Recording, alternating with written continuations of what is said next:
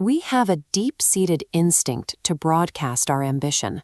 We share goals before starting the work, post the progress of incomplete projects, and find ourselves looking for a reaction the moment we feel focused. But focus that depends on an audience is incredibly fragile. When the observers walk away and the applause stops, the drive to continue often vanishes along with them. This mismatch is where the path to a goal usually breaks. Most people don't fail because they stop dreaming. They fail because their private habits don't match the version of themselves they describe to the world.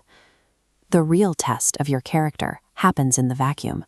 What you do when doors close, when nobody calls your name, and no one is clapping.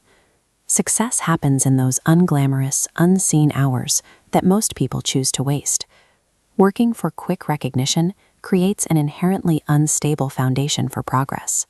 If your effort is fueled by how much attention you're getting, your trajectory is no longer in your control.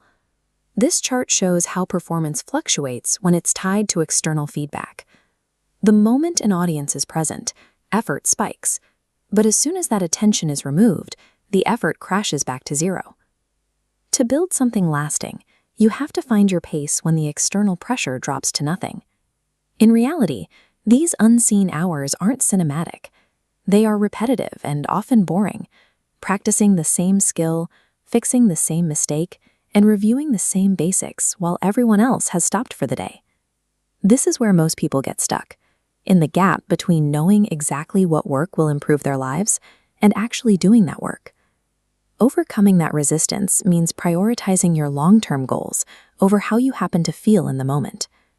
Mastery is the result of choosing to endure that repetitiveness when no one is watching you do it. Every pursuit eventually hits a stage where nothing seems to change. You show up every day and give your best effort, but the external metrics remain completely flat. This chart illustrates why people quit. They see visible results staying flat and assume the effort isn't working. But beneath the threshold, your skill accumulation is compounding. Once that ability crosses the threshold, results show up in a sharp exponential curve. Surviving that long period of silence requires you to stop looking for external evidence that you're winning. Instead, you rely on an internal standard, a level of behavior you follow regardless of your mood or who happens to be in the room. You audit your own weaknesses, fix your habits in private, and trust the quality of your work more than you trust public feedback. Self-trust is the only thing that can carry you through the phase where growth is still invisible. When you commit to the work nobody sees, you develop a form of quiet,